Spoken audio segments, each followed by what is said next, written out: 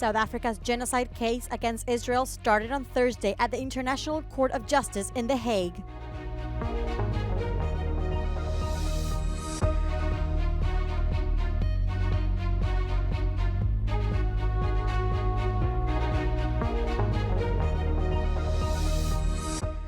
The imprisonment of two Polish PIS politicians is escalating a struggle between the new government and the old over the country's public media. Turkey, Bulgaria, and Romania signed an agreement on Thursday for collaborative demining efforts in the Black Sea. Ukrainian President Volodymyr Zelensky was in the capital of Estonia on Thursday for meetings with the country's leaders on the second day of a trip through the Baltic states.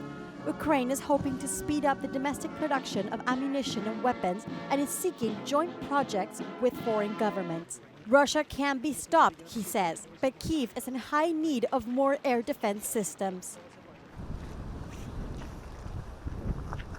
Ганна Гомонай, телеканал Рада, Україна. У мене запитання. Дати паузу, ризикнути, дати 2-3 роки Російській Федерації, вона потім може переїхати нас. І ми би так не ризикували. І слава Богу, що все це вирішується в Україні, і тому пауз на користь Росії точно не буде. Zelensky has assured Russia is experiencing a missile and ammunition deficit and has lost a large part of its experienced forces. But the Russian attacks do not stop. Missile airstrikes have intensified in recent weeks. On Wednesday night, 2 Russian missiles struck a hotel in Kharkiv, killing 11 people. Residential homes and vehicles were also severely damaged. South Africa's genocide case against Israel started on Thursday at the International Court of Justice in The Hague. South Africa is alleging Israel has engaged in genocidal acts in Gaza during the war against Hamas. It is demanding the court to approve of an interim measure that would stop combat operations in Gaza. It is also asking Israel to offer reparations. According to South Africa, Israel would have violated its obligations under the 1948 Genocide Convention. Countries such as Iran, Turkey, Colombia, and Brazil have supported South Africa's case. Israel's government denounced the genocide claim. The Foreign Ministry said South Africa's case lacks a legal foundation and constitutes a despicable and contemptuous exploitation of the court. Israel, which has a history of ignoring international tribunals, has agreed to defend itself in front of the 15 elected judges. More than 22,000 Palestinians, most of them women and children, have been killed in Israeli strikes since the beginning of the conflict, according to Gaza's health ministry. Everyone, this way, please.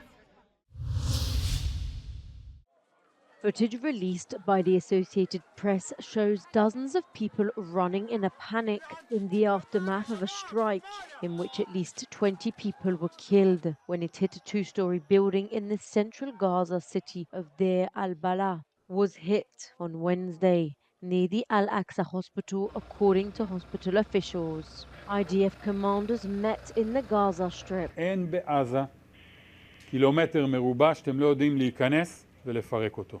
אין דבר כזה. אחרי מה שעשיתם, לא קיים דבר כזה. אחרי מה שעשיתם, אין כפר בלבנון, אין שסם בלבנון שאתם לא יכולים להיכנס ולפרק אותו. אנחנו נשים אתכם במקומות שצריך, אתם תעשו שם את מה שצריך. Meanwhile, Osama Hamdan, a senior Hamas official, praised South Africa's genocide case against Israel on Wednesday during a press conference in Beirut. The legal battle opens Thursday at the United Nations top court. Palestinians in the West Bank gathered in Nelson Mandela Square to thank South Africa for filing the controversial case against Israel at the International Court of Justice.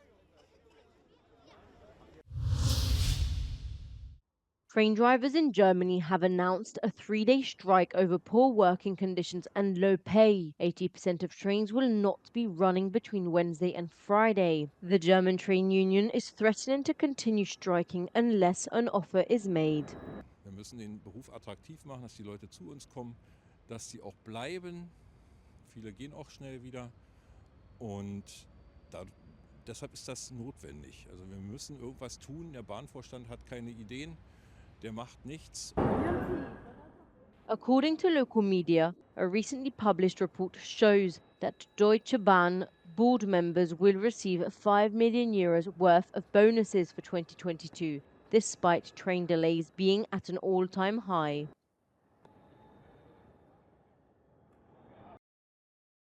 Germany is currently ranking 8th for the amount of strikes in Europe, but experts anticipate an increase in 2024. However, to catch up with France, Germany would need to strike 5 times more than it did in 2021. Travellers unaware of the strikes wandered around main train stations looking for alternative routes.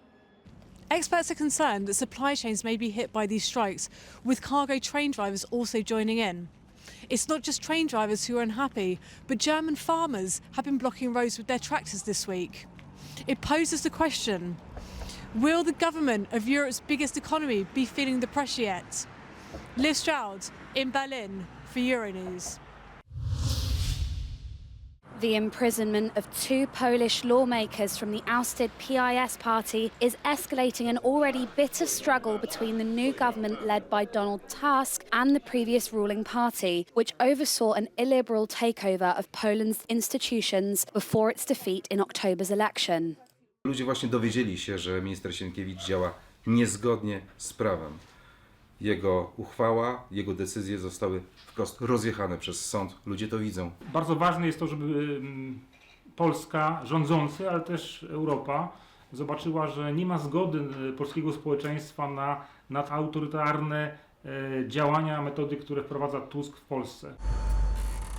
NGOs and experts point out that public media in Poland, where heads of news are political appointments, is a big factor when it comes to public perception. In recent years, public media became a mouthpiece for the governing majority on an unprecedented scale, and that really needed a change. What is doubtful, however, is the legal way the changes were introduced. In Polish constitutional order, it is not the minister, it is not a politician in charge of appointing heads of the public media. A new public television team was created in December with the aim of creating a new media with improved journalistic standards. But the legality of the change has been questioned, and in some cases access to TV infrastructure has been blocked. Potrzebne jest robienie normalnego programu informacyjnego. Chcemy bardzo, żeby to był program po prostu obiektywny, który pokazuje rację wszystkich stron, a nie jest skoncentrowany tylko i wyłącznie na krytykowaniu jednych i na wychwalaniu kogoś innego. PIS supporters have protested outside government against the changes being made to the media landscape, but Tusk's government is preparing to make other changes too. Jesteśmy w trakcie uchwalania budżetu na ten rok i to jest na pewno sprawa pilna. Są takie kwestie jak chociażby sprawa podwyżek dla nauczycieli, kwestia ustabilizowania sytuacji w mediach, które zostały zagarnięte też przez Prawo i Sprawiedliwość. Voices on public media are still divided, and this conflict will certainly find its end in the court. Meanwhile, some of the newsrooms of the public television, like the one behind me, remain closed. Magdalena Hanownik for Euronews from Warsaw.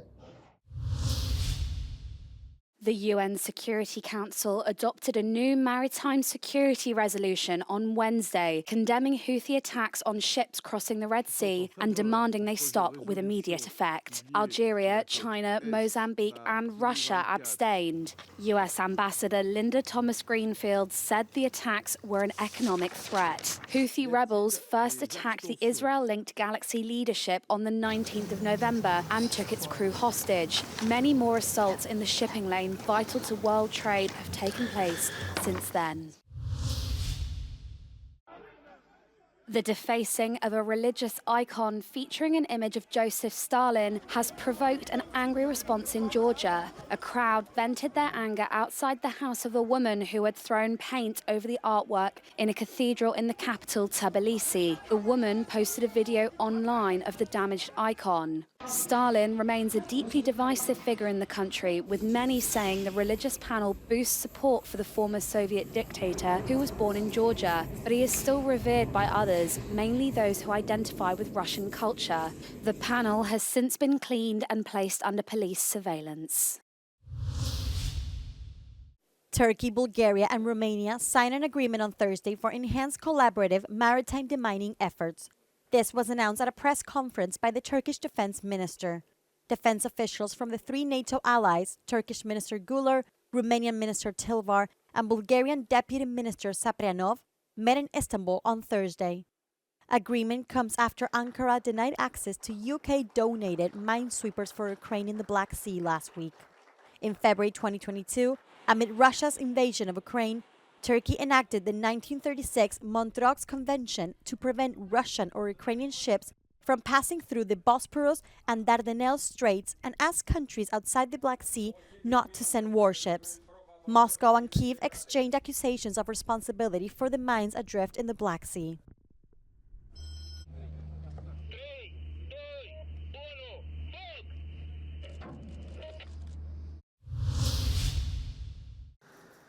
Face masks are now mandatory in hospitals and health centres around Spain as the country experiences a surge in flu, COVID and other respiratory illnesses.